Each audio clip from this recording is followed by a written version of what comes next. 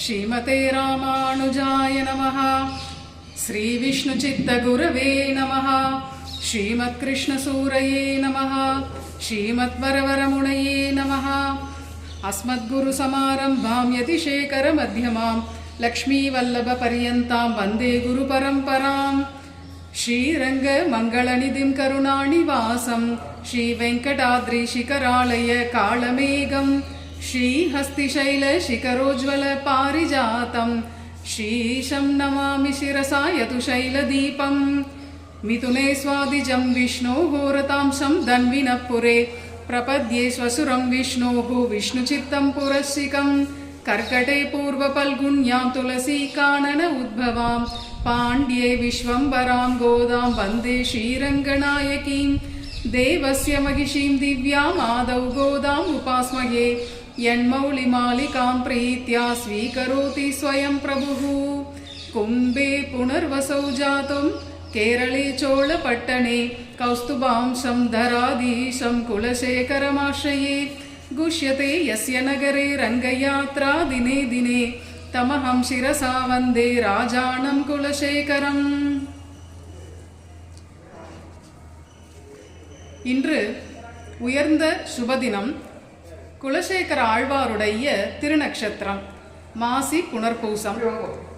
திருவஞ்சிக்களம் எப்படி குலசேகர ஆழ்வாருடைய அவதார ஸ்தலமோ அதுபோல மன்னார் கோவில் அப்படிங்கிற திவ்ய கஷேத்திரம் குலசேகர ஆழ்வாருடைய முக்தி ஸ்தலம். சுவாமி பெரியவாச்சான் பிள்ளை திருப்பாவையை சாதிக்கிறச்சே ஒரு விஷயம் சொல்றார். திருப்பாவைக்கு வியாக்கியானம் அருளும் போது ஸ்ரீ ஆண்டாளை பத்தி சொல்லும் போது 10 ஆழ்வார்களுடைய ஞானமும் இவள் ஒருத்தியினிடத்திலேயே குடிக்கொண்டு இருக்கிறது அப்படிங்கிறார். ஆழ்வார்கள் 11 ஞானமும் இவள் பக்கலிலே இரே அப்படின்னு ஒரு வியாக்கியானம் விடுறார். அதனால 10 பேருக்கு ஒரு பெண் பிள்ளை இரே அப்படின்னு ஆண்டாளுக்கு ஒரு பெருமை. ஆழ்வார்கள் 10 பேர்களுக்கும் ஸ்ரீ ஆண்டாள் ஒரே பெண் பிள்ளையாக இருக்கிறாள் அப்படின்னு இதற்கு அர்த்தம். இப்போ ஸ்ரீவில்லிபுத்தூர் பிரசித்தம். அங்க பெரியாழ்வார் பெற்றெடுத்த பெண் பிள்ளையாக ஸ்ரீ ஆண்டாள் திகழ்கிறாள். நாம பார்க்கிறோம், அது பிரசித்தம். எப்ப 10 பேருக்கு இவள் பெண் பிள்ளை அப்படின்னு பெரியவாச்சான் பிள்ளை வியாக்கியானம் விட்டிருக்காரோ அப்ப அந்த அழகையும் ஆங்காங்கு நாம திவ்ய தேசங்கள்ல சேவிக்கலாம். இப்ப திருவெக்கா பொய்கை பிரானுடைய அவதார ஸ்தலம். அங்க எடுத்துட்டோம்னா பொய்கை ஆழ்வார் சன்னதியில அந்த கோவில்ல திருவெக்கா சொன்னவண்ணம் செய்த பெருமாள் கோவில்ல ஒரு ஆண்டாள் சன்னதி இருக்கு. நல்ல வாட்ட சாட்டமா கம்பீரமா இருப்பா அந்த ஆண்டாள். அங்க ஆண்டாளுக்கு வளையல் சாத்தி வேண்டிக்கிறது அப்படின்னு கூட ஒரு பிரார்த்தனை உண்டு ஸ்ரீ ஆண்டாளுக்கு. அப்பேற்பட்ட ஒரு க்ஷேத்திரம். அங்க பார்த்தா திருவேகா சன்னதியில பார்த்தா பொய்கை பிரானுக்கு ஆண்டாள் பெண் பிள்ளையோ அப்படிங்கிறது போல இருக்கும். திருவேகால இருக்கிற ஆண்டாள் சன்னதியில ஆண்டாளை பார்த்தா பொய்கை ஆழ்வாருக்கு இவள் பெண்ணா இருக்காளோ அப்படிங்கிறது போல தோணும். ஏன்னா ஆண்டாள் சங்கினிடத்துல தான் வார்த்தை கேட்கிறாள். 10 பாசுரம் கற்பூரம் நாருமோன்னு ஆரம்பிச்சு சங்கினிடத்துல வார்த்தை கேட்கிறாள். பொய்கை பிரான் யாரு? அந்த சங்காழ்வாருடைய அவதாரம். அப்போ பொய்கை ஆழ்வாருக்கும் இவள் பெண் பிள்ளையோ அப்படிங்கிற அழகை அங்க பார்க்கலாம். பூதத்தாழ்வார் அவருடைய அவதார ஸ்தலம் திருக்கடல் மல்லை. அங்க பார்த்தா பூமி பிராட்டி அவதாரம் ஆண்டாள். அந்த பூமியிலேயே பெருமாள் ஸ்தலசாயியா இருக்கார். ஸ்தலசயனத்துறைவார் அப்படின்னு பெருமாள் இருக்கார். அப்போ அங்கேயும் பூதத்தாழ்வாரோட சம்பந்தம் உடையவளாக ஆண்டாள் திகழ்கிறாள். தாயாருக்கே அங்க நிலமங்கைன்னு தான் திருநாமம். அதுவே ஆண்டாளுடைய திருநாமம் தான். அப்படி அங்க பூதத்தாழ்வாருக்கு இவள் பெண் பிள்ளையோ அப்படின்னு நாம ஒரு ரசோக்தியா சொல்லலாம்படிக்கு இருக்கு. பேயாழ்வார் அவருடைய அவதார ஸ்தலம் மாடமாமயிலை திருவல்லிக்கேணி எங்க ஊர் தான். அங்க பார்த்தா ஆண்டாள் தான் பிரதான மகிஷி. பார்த்தசாரதிக்கு பிரதான மகிஷியே ஆண்டாள் தான். அதனால ஊர்கோல உற்சவம் ஆண்டாளுக்கு தான். கோவிலை தாண்டி வெளிப்புறப்பாடு பண்ணிட்டு ஊர்ல வீதி வளம் வரக்கூடிய ஊர்கோல உற்சவம் ஸ்ரீ ஆண்டாளுக்கு. அப்போ பேயாழ்வாருக்கும் இவள் பெண் பிள்ளையா இருக்காளோ அப்படிங்கிறது போல இருக்கு அங்க பார்த்தா.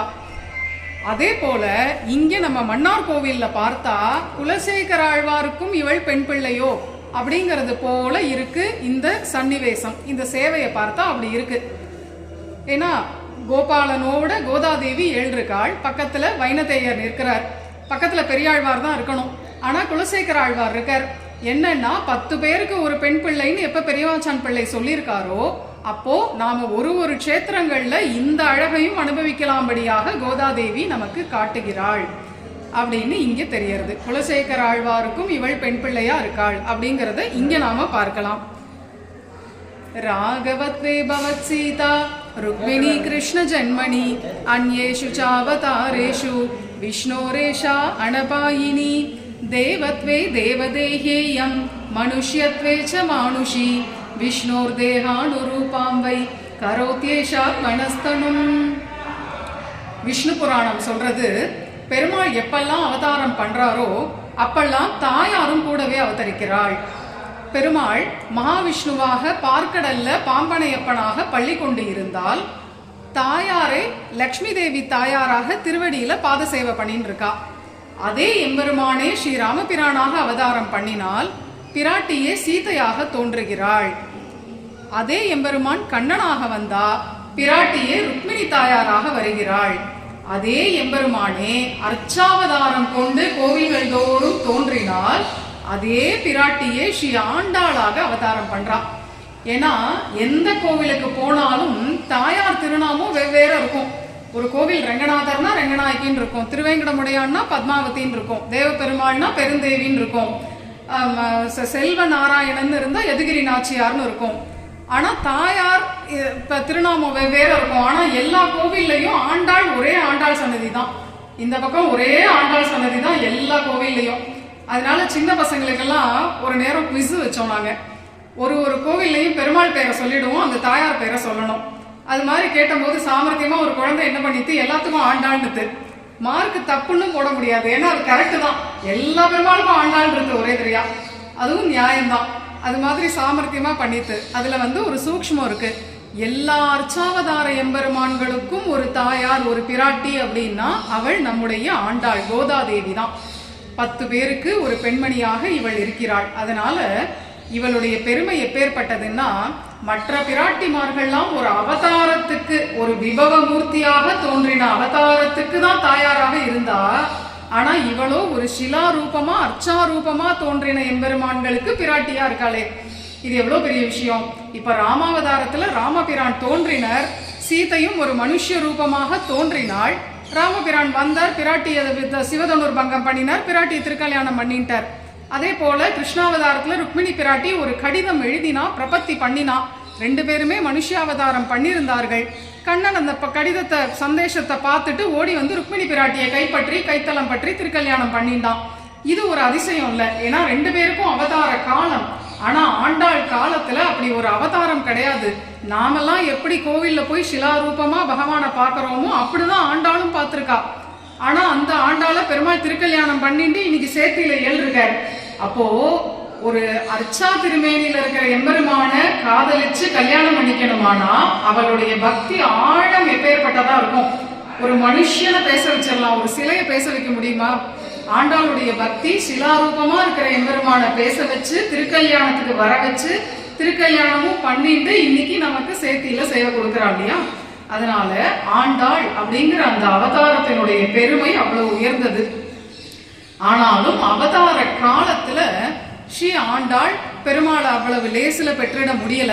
அந்த பெருமாள் பகவான்கிற அந்த வஸ்து கௌரவத்துக்கு ஆண்டாள் அயோனிஜையா அவதாரமே பண்ணியிருந்தாலும் லேசில அவர் கிடைச்சிடல, படாத பாடு படுறா. திருப்பாவை பாசுரங்கள் பாடி பாவை நோன்பு அப்படின்னு ஒண்ணு பண்றா, காமன் நோன்பு அப்படின்னு அடுத்தது பண்றா, சிற்றில் இழைத்து பார்க்கிறா, பனி நீராடுதல் அப்படின்னு அதிகாலையில் எழுந்திருந்து தீர்த்தமாடி என்னெல்லாம் தபஸ் பண்ண முடியுமோ பண்ணி பெருமாள் வருவாரா அப்படின்னு எல்லாம் பார்க்கிறா. அந்த நிலையில அடுத்ததாக கூடல் இழைத்தல் அப்படின்னு ஒண்ணு பண்ணுகிறாள் நம்முடைய போதை. கூடல் இழைத்தல் அப்படின்னா இது குறி பார்க்கறதுல ஒரு வகை. நமக்கு ஒரு காரிய சித்தி ஆகணும், ஏதோ ஒரு காரியம் நினைச்சுட்டு இருக்கோம், அது கூடுமா கூடாதா அப்படின்னு நமக்கு தெரியணும். அதற்கு பூமியில ஒரு பெரிய வட்டத்தை வரையணும். அதை வரைஞ்சு அதுக்குள்ள எண்ணாம சுழி சுழி சுழியா வட்ட வட்ட வட்டமா போட்டுட்டே வரணும். அப்படி வந்த விட்டு 2 அதை எண்ணி பார்க்கணும். சுழி சுழியா போடும்போது எண்ணிட்டே போடக்கூடாது, விறுவிறுன்னு போட்டுடணும். கண்ணை மூடிட்டு விறுவிறுன்னு போட்டுடணும். அப்புறம் கண்ணை திறந்து ரெட்டை ரெட்டையா அதை எண்ணி பார்க்கணும். அதை எண்ணும் போது அந்த வட்டங்கள்லாம் ஒத்தப்படையில முடிஞ்சிருந்ததுன்னா காரியம் கை கூடாது, ரெட்டப்படையில முடிஞ்சா காரியம் கை கூடும். அப்படின்னு. இதுதான் கூடல் இழைத்தல் அப்படின்னு பெயர்.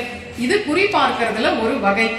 நம்முடைய ஆண்டாள் ராஜகோபாலன் வந்து நம்ம திருக்கல்யாணம் பண்ணிப்பானா அப்படின்னு தவியா தவிச்சு இந்த கூடல் இழைத்தல்ங்கிற குறி பார்க்கறத செய்யலாம். ஆண்டாள் பிராட்டியினுடைய அவதாரம், பூமி தேவியினுடைய அவதாரம். அயோனிஜையா தோன்றினாள். ஒரு பெண்ணுடைய கர்ப்பவாசம் பண்ணி வந்த குழந்தை இல்லையோ, அவ்வளவு பெருமை இருந்துமே பகவான் அடையறதுக்கு இவள் இவ்வளவு பாடுபடுறா. சரி, இப்படி பண்ணலாமா? நம்ம தென்னாச்சாரிய சம்பிரதாயத்துல மோட்சத்துக்கு கூட நாம பிரபத்தி பண்ணிக்கிறதோ நம்ம திட விசுவாசமோ ஒரு ஹேத்து இல்லை. நாம எப்படினாலும் ஆச்சாரியன் இங்கதானே இருக்கார், திருமாளிகருக்கு பிரபத்தி பண்ணிட்டோம், நமக்கும் திட நம்பிக்கை இருக்கு, கைங்கரியம் எல்லாம் பண்றோம், நிச்சயம் மோட்சம் உண்டு அப்படின்னு நம்ப முடியாது. ஏன்னா பகவானுடைய கிருபை தான் மோட்சத்துக்கே நமக்கு ஹேத்து. அவர் கிருபை இருந்திருத்தானா அது கிடைச்சிடும். அப்படிங்கிறச்சே மோட்ச பரியந்தம் பகவானோட கிருபை தான் ஹேத்து. அப்படிங்கும் போது இவளோ பகவானோட சேர்த்தி ஆசைப்படுறா, திருக்கல்யாணத்தை ஆசைப்படுறாங்கிறச்சே பகவத் கிருப்பையை நம்பாம இப்படி கூடல் இழைக்கிறேன், வட்டம் போடுறேன், அதுல சுழி சுழியா சுழிக்கிறேன், அப்புறம் அதை எண்ணி பாக்குறேன்னு பண்ணலாமா? இது நியாயமா அப்படின்னு கேட்டுக்கிறார்கள் பூர்வாச்சாரியர்கள்லாம். அப்போ சமாதானம் என்ன சொல்றார்கள்? இவ ஒரு உபாசனை மாதிரி இதை பண்ணல. இப்ப சில பேர்லாம் ஒரு காரியத்தை உபாசனையா பண்றா. அப்படி உபாசனையாக இவள் இதை பண்ணல. இவள் அப்படியே கலங்கி போய் அன்புனால, கோபாலன் இடத்துல இருக்கிற அன்புனால கலங்கி போய் என்ன செய்யறதுன்னு தெரியாம இந்த காரியத்தை செய்யறாமா. அதனால ஆழ்வார்களுக்கெல்லாம் என்ன பெருமைன்னா, அவர்கள் மடல் உழுதார்கள், நோன்பு நோற்றார்கள், இந்த அதிப்பிரவருத்தி எல்லாம் சிற்றில் இழைத்தது, இப்படி எல்லாம் பண்ணினது பிராபிய துறையினால் கலங்கி செய்த காரியம். பிராபியம் அப்படின்னா கோபாலன், அவனை அடையணுங்கிற வேகம், தவிப்பு, அந்த தவிப்புனால கலங்கி போய் செய்த காரியம் தான் இந்த கூடல் இழைத்தல்ங்கிற காரியம். அதனால ஆண்டாளுடைய ஸ்வரூபத்துக்கு இது தகும். இந்த பாடு படலைன்னா அந்த வஸ்துவுக்கு வைலட்சண்யமே இல்லைன்னு ஆயிடும். அந்த பகவான்கிற வஸ்து கௌரவத்தை பார்த்தா அது என்ன அவ்வளவு மலிவான விஷயமா? அது என்ன இப்படி போறோம் தீர்த்த சடாரி வாங்கிக்கிறோம் அந்த மாதிரி லகுவா கிடைச்சிடுற விஷயமா? அவர் அப்படி சாட்சாத் கரிக்கணும், அவர் நமக்கு வரணும், நம்ம கைத்தளம் பற்றணும்னா அதுக்கு அந்த பாடு இருக்கணும். தாகம் எடுத்தவன் தான் தண்ணி குடிப்பான். அதனால அந்த தாகம் நாச்சியாருக்கோ ஆழ்வார்களுக்கோ தகும். அதனால ஆண்டாளுடைய ஸ்வரூபத்துக்கு இது தகும். இவள் இத தன்னுடைய முயற்சியா பண்ணல. இவள் பண்ணினதெல்லாம் அன்புனால கலங்கி போய் செய்த செயல்தான். பாவை நோன்பு பாடி திருப்பாவை பாடினதுலேருந்து ஆரம்பிச்சு, பாவை நோன்பு பண்ணினதுலேருந்து ஆரம்பிச்சு, இந்த எல்லாமே இவள் அன்பினால் கலங்கி செய்த காரியம். அதனால இவளுக்கு இது தகும் அப்படின்னு சொல்றார்கள். இதே சமயத்துல ஆண்டாள் என்ன நினைக்கிறா, கூடல் அப்படிங்கிறது எப்படி இருக்கணும்? எப்படியும் ஒரு நாள் ராஜகோபால சுவாமி வரப்போறார், நம்மள கூடத்தான் போறார். அந்த கூடல் எப்படி இருக்கணுங்கிறதையும் காட்டித்தரான். ஏன்னா எப்ப பிராட்டியோ அவ சொன்னாதான் தெரியும், இல்லாட்டா நமக்கு புரியாது. கூடல் எப்படி இருக்கணுமா, அவரா வந்து பண்ற அனுகிரகமா இருக்கணும். நாமளா மேல விழுந்து பலாத்காரமா வாங்கிக்க கூடாது. இப்ப சில இடங்கள்ல பெருமாள் சன்னதிக்கு மூலஸ்தானத்துக்கு போனா அர்ச்சகர்கிட்ட சாமி கொஞ்சம் பூ எடுத்து கொடுங்க அப்படின்னு கேட்டு சில பேர் வாங்கிப்பான்.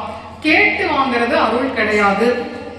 அவரா அர்ச்சக சுவாமிக்கா ஏதோ ஒரு உந்துதல் வந்து நம்மளை பார்த்து ஒரு புஷ்பத்தை எடுத்து தரார் அப்படின்னா அதுதான் உண்மையான அருள். நாமளா கேட்டு பிடிவாதம் பண்ணி வாங்கிக்கிறதுக்கு பேர் அருள் கிடையாது. இத சொல்றது ஆண்டாள். ஏன்னா கூடல் எப்படி இருக்கணும்னு ஒரு பாசுரத்துல சொல்றா. ஆடுங்கருள கொடி உடையார் வந்து அருள் செய்து கூடுவராகிடில் கூவினும் பாட்டுக்கள் கேட்டுமே. பகவான் வந்து அருள் செய்து கூடணும். இந்த பாசுரத்துக்கு பெரியவாச்சான் பிள்ளை வியாக்கியானம் சொல்றார். பெரியவாச்சான் பிள்ளை யாருன்னா, நம்ம இப்ப இருக்கோமே வாதிகேசரி அழகிமணவாள ஜீயர் சன்னதி, அந்த ஜீயருக்கும் ஆச்சாரியனா இருந்தவர் பெரியவாச்சான் பிள்ளை. அவரிடத்துல சிஷ்யர்கள்லாம் கேட்கிறா, வந்து அருள் செய்து கூடுதல் அப்படின்னா என்ன? கூடுறதே அருள் தானே, வரதே அருள் தானே. அது என்ன வந்து அப்புறம் ஒண்ணு அருள்னு ஒண்ணு செய்து அப்புறம் கூடுறது அப்படின்னு எதுக்கு இப்படி மூணா பிரிக்கிறா ஆண்டாள் அப்படின்னு சிஷ்யர்கள்லாம் கேட்க, அதற்கு பெரியவாச்சான் பிள்ளை சொல்ற, வர்றதே அருள் தான், கூடுறதே அருள் தான் அப்படின்னா கூட நாம தவிக்கணும். தவிக்கிற அளவுக்கு தான் நமக்கு உரிமை இருக்கு. நாம ஆசைப்படணும், பெருமாள் வரணும்னு நாம ஆசைப்படணும். இது போல குலசேகர ஆழ்வார் திருநட்சத்திரமா இங்க நிறைய கோஷ்டி பாராயணம் எல்லாம் நடக்குமே, இப்ப தெப்பம் நடக்குமே, சாயந்தரம் நம்ம போகணுமே, கைங்கரியம் பண்ணணுமே அப்படின்னு ஆசைப்படணும், கிளம்பி வரணும், நாம தவிக்கணும். அது வரையிலும் நாம செய்யலாம்.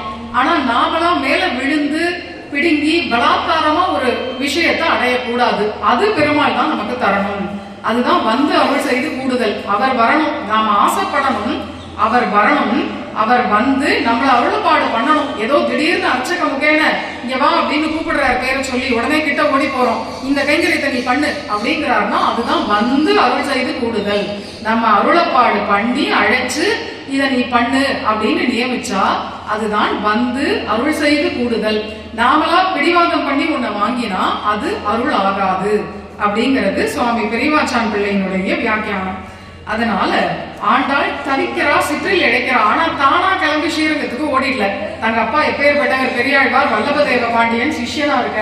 அப்படி இருக்கும்போது தானா ஒரு அதிப்பிரவருத்தி பண்ணி அவரை பல்லக்கு எடுத்துன்னு வர சொல்லுங்கன்னு சொல்லி தானா கிளம்பி போயிடலையே ஸ்ரீரங்கத்துக்கு, அவரா வரணும் அப்படின்னு காத்துன்னு இருக்கா.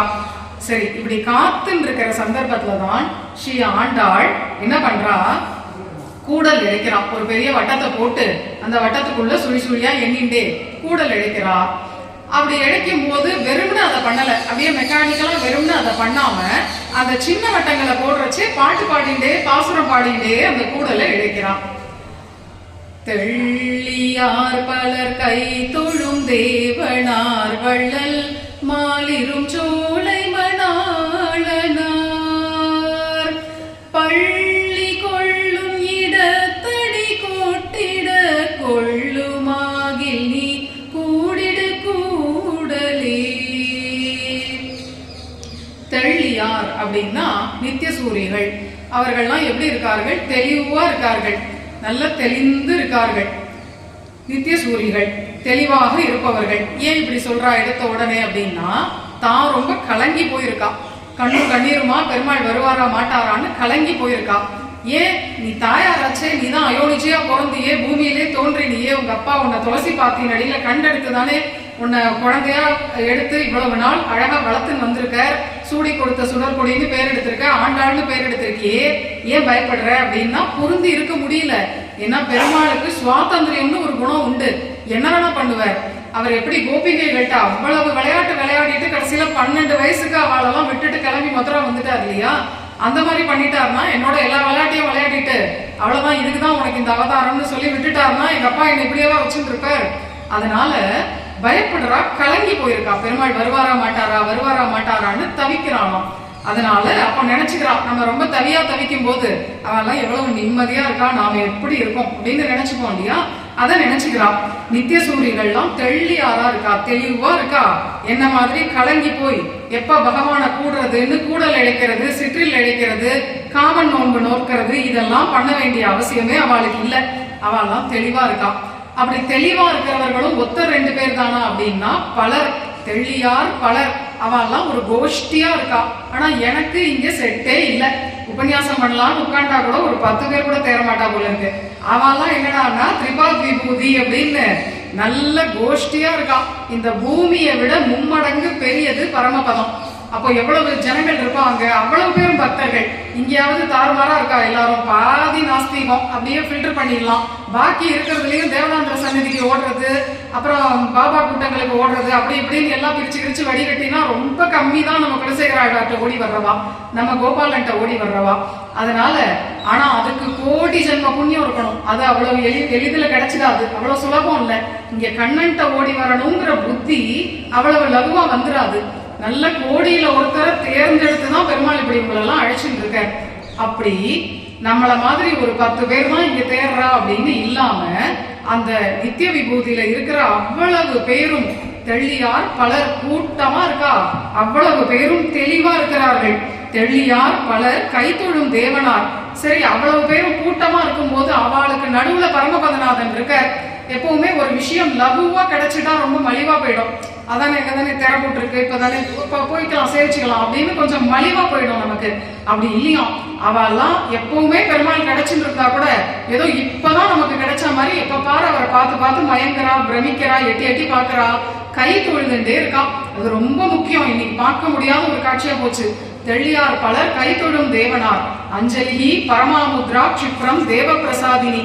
பகவான் எதுல உடனே சந்தோஷப்படுறார் அப்படின்னா கை தொழுதுட்டா உடனே சந்தோஷப்படுவான். அவரை பார்த்த உடனே இப்படி கை கூப்பிட்டோம்னா, இப்போ ஃப்ரெண்ட்ஸ் எல்லாம் ஒருத்தருக்கு ஒருத்தர் பார்த்தா ஹாய் அப்படின்னு கையை ஆட்டிக்கிறான், ஆட்ட உடனே சிரிப்பு வந்துடும் ஒருத்தருக்கு ஒருத்தர். அது மாதிரி பெருமாள் எதுல சந்தோஷப்படுறாருன்னா நம்ம கை தொழுதுட்டோம்னா சந்தோஷப்படுறாரு. ஆனா இன்னைக்கு அவருக்கே அந்த காட்சி துர்லபமா போச்சு. ஏன்னா அவரை பார்த்த உடனே எல்லாரும் செல்போன் பரமாமுத்ரா, செல்போனை தூக்குறாளே ஒழிய கையை தூக்கி கும்பிடு போட மாட்டேங்கிறான். உடனே செல்போன் அதான் யாரோ எடுக்க போறா, விநியோகம் பண்ண போறா, நம்மளாவது கும்பிடுவோமேன்னு ஒருத்தருக்கும் தோண மாட்டேங்கிறது. எல்லாரும் எடுத்து விநியோகம் பண்ணதான் நினைக்கிறாளே ஒழிய நம்ம ஆத்மாவுக்கு அந்த சோறு இறங்கணுமே நினைக்கவே மாட்டேங்கிறான். அவரை அந்த காட்சி தானே நம்ம ஆத்மால ஏறும், கண்ணை மூடினா அந்த காட்சி தானே வரும். அது நமக்கு முதல்ல நம்ம சாப்பிட்டுக்கணும் இல்லையா, அப்புறம் தானே ஊருக்கு விநியோகம். நாமளே இன்னும் சாப்பிடல, அதுக்குள்ள ஊருக்கு விநியோகம் பண்ண ஆரம்பிச்சிட்டோம். அதனால செல்போன் தான் இன்னைக்கு பரமாமுத்ராவா இருக்கு. அவரை சந்தோஷப்படுத்துறதுக்கு இன்னைக்கு வழியே இல்லாம போச்சு. ஆனா சாஸ்திரம் என்ன சொல்றது, பார்த்த உடனே கை கூப்பணும். அவர் என்ன பண்றாரு, பார்த்த உடனே அபயம் காட்டுறாரு இல்லையா நம்மள. அப்ப நாம பதிலுக்கு பார்த்த உடனே கை கூப்பணும், அதுதான் பரமாமுத்ரா. ஆனா அது இன்னைக்கு அவருக்கு கிடைக்கல. நித்தியசூரிகள்லாம் என்ன பண்றா, எப்பவுமே பரமபதநாதன் அவர்களுக்கு நடுவுல இருந்தாலும் கை தொழுதுண்டே இருக்கார்கள். கை தொழும் தேவனார் வள்ளல் மாலிரும் சோலை மணாளனார். சரி, அங்கதான் கூட்டமும் அதிகம், அவ்வளவு பேர்களும் ஞான பக்தி வைராக்கியத்தோட இருக்கார்கள், கை தொடரார்கள். நீங்க பாட்டுக்கு எங்காத்திரே எனக்கே சுகம்னு அங்கேயே இருக்கலாமே அப்படின்னா பெருமாளுக்கு பரமபதத்துல இருப்பு கொள்ளலையாம். ஏன்னா இந்த பூமியில இவாலாம் இப்படி கஷ்டப்படுறா, எங்கெங்கயோ எப்படி எப்படியோ போயிட்டு கண்டதே காட்சி கொண்டதே கோலம் உண்டதே போகம்னு இருக்கும்போது நாம மட்டும் இப்படி இவாளோட சந்தோஷமா இருக்கிறது தகுமா அப்படின்னு நினைச்சுட்டு அடிக்கடி பூமியில அவதாரங்கள் பண்ற. அவதாரம் பண்ணினாலும் அதை புரிஞ்சுக்கிறதுக்கு நமக்கு ஒரு தபஸ் வேணும், அது இல்லை. அதனால அர்ச்சாவதாரம் நிறைய பண்ற, நிறைய கோவில்கள்ல அர்ச்சா திருமேனியா சிலா திருமேனியா எடுத்துட்டு நிற்கிறான். இப்படி தெய்வமா நின்னாலாவது ஓடி வருவார்கள் அப்படின்னு நினைச்சுட்டு நிற்கிறார். அதுல முக்கியமான இடம் வள்ளல் மாலிருஞ்சோலை மணாளனார். மாலிருஞ்சோலை, திருமாலிருஞ்சோலை, சோலைமலைன்னு இருக்கே மதுரையில, அந்த கஷேத்திரத்துல வந்து நிற்கிறார். வள்ளல் மாலிருஞ்சோலை மணாளனார் பள்ளி கொள்ளும் இடத்தடி கொட்டிட. சரி, எதுக்கு திருமாலிருஞ்சோலைக்கு வந்தார் அப்படின்னா, நாச்சியார்னு ஒருத்தி அவதாரம் பண்ணுவா. திருமாலிருஞ்சோலை கதை எப்பவோ பூர்வ கதை. அது வந்து மத்ஸ்யாவதாரத்திலேயே அந்த ராஜா இருந்த போதே சோலைமலை இருந்தது. மத்ஸ்யாவதார காலத்திலேருந்து இருக்கிற கஷேத்திரம். எதுக்கு வந்து பெருமாள் அங்க இருந்தார் எழுதிருக்கார் அப்படின்னா, ஆண்டாள்னு ஒருத்தி அவதாரம் பண்ணுவா, அவளை நாம கைத்தலம் பற்றணும் அப்படின்னு நினைச்சுட்டு தான் பாரிப்போட திருமாலிருஞ்சோலைக்கு வந்து ஆவிர்வவிச்சுட்டு நிக்கிறாராம் வள்ளல். அதனால இவளே சொல்லிட்டான், மாலிருஞ்சோலை மணாளன், அவர் தான் எனக்கு மணாளன். மணாளன் பள்ளி கொள்ளும் இடத்தடி கொட்டிட. சரி, ஆண்டாள் தன்னை கோபிகை பெண்ணா தானே நினைக்கிறா. அப்ப கோபிகைகளை எல்லாம் நீங்க எப்படி சம்பாதிச்சுட்டீங்கோ? யமுனை கரையில, நிகுஞ்ச கிரகத்துல, மணல் வெளியில, இருட்டு நேரத்துல இப்படி எல்லாம் தானே அவளோட விளையாடினீங்கோ. அது மாதிரி ஆண்டாளையும் பண்ணிக்கலாமே. வைகை கரையில, அவ ஊர்ல ஒரு குளத்தாங்கரையில, அங்க இருக்கிற மணல் வெளியில அப்படின்னு பண்ணிக்கலாமேன்னா அது பண்ண முடியாது. ஏன்னா கோபிகைகளுக்கெல்லாம் பெரியாழ்வார் இல்ல. ஆனா நாச்சியாருக்கு பெரியாழ்வார் இருக்கார், இங்க குலசேகர ஆழ்வார் இருக்கார், ஊருக்கு ஊர் ஒரு ஆழ்வார் இவளுக்கு அரணா இருக்கார். அதனால இவ்வளவு பெருமையான பொண்ணை அப்படி நாம ஒளிஞ்சு மறைஞ்சு சம்பாதிக்க முடியாது. இவளை நாம நேர போய் அவ அப்பா கிட்ட கோத்திர சூத்திரம் சொல்லிண்டாதான் பொண்ணை கொடுப்பார் அப்படின்னு நினைச்சிட்டு திருமாலிருஞ்சோலைக்கு வந்து நிற்கலாம். ஏன்னா இவருக்கு கோத்திரம் எதுன்னா திருமலை திருப்பதி, சூத்திரம் எதுன்னா சோலைமலை அப்படின்னு சொல்லணும் பெரியாழ்வார்கிட்ட. அதனால அப்படி வந்து நிற்கிற வள்ளல் மாலிருஞ்சோலை மணாளனார் பள்ளி கொள்ளும் இடம். பொதுவா எல்லா திவதேசத்து பெருமாளும் சயனிச்சுக்கிற இடம் ஸ்ரீரங்கம் தான் அப்படின்னு நம்ம சம்பிரதாயத்துல ஒரு ஐதீகம் உண்டு. எல்லாரும் படுத்துக்கிறதுக்கு ஸ்ரீரங்கத்துக்கு போயிடுவா. அதனாலதான் ஸ்ரீரங்கத்துல விஸ்வரூபம்ங்கிறது ரொம்ப முக்கியம் அப்படின்னு பெரியவர்கள்லாம் நினைப்பா. ஏன்னா அங்க படுத்துட்டா எல்லாரும் அங்கதானே திருப்பள்ளி எழுச்சி ஆவா. அங்க ரெங்கநாதரை சேவிச்சுட்டா எல்லா பெருமாளையும் சேவிச்ச கணக்கு. நமக்கு தெரியாதுன்னாலும் அவ கடாட்சம் நம்ம மேல படுமே. அதனால பள்ளி கொள்ளும் இடம் எங்க அந்த ஸ்ரீரங்கத்துலதான் அவ்வளவு எம்பெருமான்களும் பள்ளி கொள்றா. அப்ப சோலைமலை பெருமாளும் அங்கதானே படுத்துப்பார். பள்ளி கொள்ளும் இடத்து ஸ்ரீரங்கத்துல இவளுக்கு நேரடியா ஸ்ரீரங்கம்னு சொல்றதுக்கு லஜ்ஜ. அதனால சுத்தி வளைச்சு சோலைமலை பெருமாள் எனக்கு மாப்பிள்ளையா அங்க வந்து நிக்கிற, அவர் சயனிச்சுக்கிறதுக்கு ஸ்ரீரங்கம் வருவார். அங்க போனா அவர் ரெங்கநாதரா ஆயிடுவார். அங்க போய் பாத சேவை பண்ணணும். இடத்து அடி கொட்டிட, அடி கொட்டுதல் அப்படின்னா பாத சேவை பண்றது. அடி கொட்டிட கொள்ளுமாகில், எனக்கு அந்த பிராப்தம் கிடைக்குமானால் நீ கூடிடு கூடலே. அந்த கூடல் இழைக்கும் போதே இந்த பாசுரத்தை பாடி இந்த சிந்தனையோட கூடல் இழைக்கிறான். நாங்க 2 பேரும் சேர்த்து உற்சவம் பண்ணிக்கிற பாக்கியம் உண்டுன்னா நீயும் ரெட்டப்படையா முடிஞ்சு எங்களையும் சேர்த்து வைப்பாய். காட்டில் வேங்கடம் கண்ண புறநகர் வாட்டமின்றி மகிழ்ந்துரை வாமனன் ஓட்டராவந்தன் கைப்பற்றி தன்னோடும் கூட்டுமாகில் நீ கூடிடு கூடலே. பெருமாளுக்கு ஒவ்வொரு அவதாரத்திலையும் ஒரு காட்டு வாழ்க்கையும் வேணும், ஒரு நகர் வாழ்க்கையும் வேணுமா? ஏன்னா ராமாவதாரத்துல காட்டு வாழ்க்கை திருச்சித்திரகூடம், நகர் வாழ்க்கை திருவயோத்தி. கிருஷ்ணாவதாரத்துல காட்டு வாழ்க்கை பிருந்தாவனம், நகர் வாழ்க்கை துவாரகை. அப்போ அர்ச்சாவதாரத்துக்கு ஒண்ணு வேணுமே. அர்ச்சாவதாரத்துல காட்டு வாழ்க்கை திருமலை திருப்பதி, நகர் வாழ்க்கை திருக்கண்ணபுரம். காட்டில் வேங்கடம் கண்ணபுர நகர் வாட்டமின்றி மகிழ்ந்துரை வாமனன். பரமபதத்துல எப்படி பெருமாள் இந்த முக்தர்கள் நித்தியர்களுக்கு நடுவுல சௌக்கியமா எழுந்திருப்பாரோ, சந்தோஷமா இருப்பாரோ, அதே போல இங்கேயும் இருக்கார். வாட்டமின்றி மகிழ்ந்துரை வாமனன். இப்படி பரமபதத்துலன்னா எல்லாரும் ஞான பக்தி வைராகியத்தோட ரொம்ப அருமையா இருக்கா, அதனால எனக்கு சந்தோஷமா இருக்கு. இங்க அப்படியா இருக்கா, எல்லாரும் இஷ்டத்துக்கு இருக்காளே, இவாளுக்கு நடுவுல நானும் வந்திருக்கணும்னு எனக்கு ஒரு தலையெடுத்து அப்படின்னு நொந்துக்கவே மாட்டாராம். இவாள்லாம் இங்க இப்படி சிரமப்படும் போது, கர்மத்தை சுமந்துட்டு அலையும் போது நான் வந்து கை கொடுக்கலைன்னா எப்படி அப்படின்ற ஒரு எண்ணத்தோட தான் இவ்வளவு கோயில்கள்ல இருக்கிறார். அதனால நமக்கு நடுவுல இருக்கோமேன்னு ஒரு நாளும் பெருமாள் நொந்துக்கிறது இல்லை. அதான் வாட்டமின்றி மகிழ்ந்துரை வாமனன். அவர் யாரு அப்படின்னா வாமனன். ஏன் வாமனன் என்ன பண்ணார்?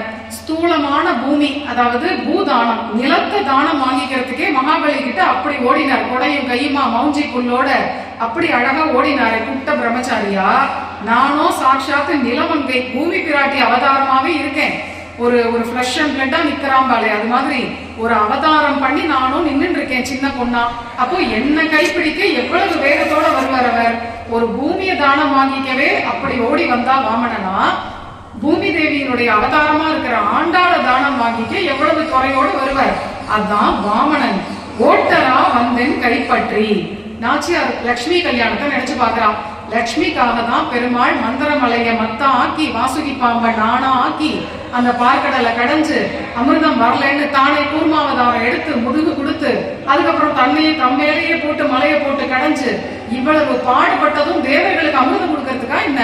தனக்கு அமிர்தமா இருக்கிற மகாலட்சுமி வரணுங்கிறதுக்காக தான் இந்த பாடுபட்டார். சரி, இவ்வளவு பாடுபட்டாரே, அவ வந்த உடனே என்ன ஒரு பூரிப்பை காட்டணும் அவள் இடத்துல. மாலையும் வெய்யுமா அவ வரா, கஜலட்சுமியா, 2 பக்கமும் யானைகள்லாம் சாமரம் போடுறது, தீர்த்தம் வாரி இறக்கிறது. அப்படி வரா மகாலட்சுமி.